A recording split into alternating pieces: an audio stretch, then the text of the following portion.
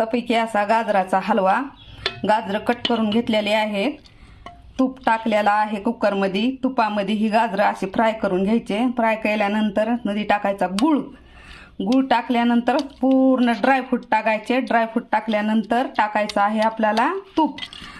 तर मस्तपैकी असे शिजून बारीक बारीक होतात। आणि गूळ टाकायचा मध्ये।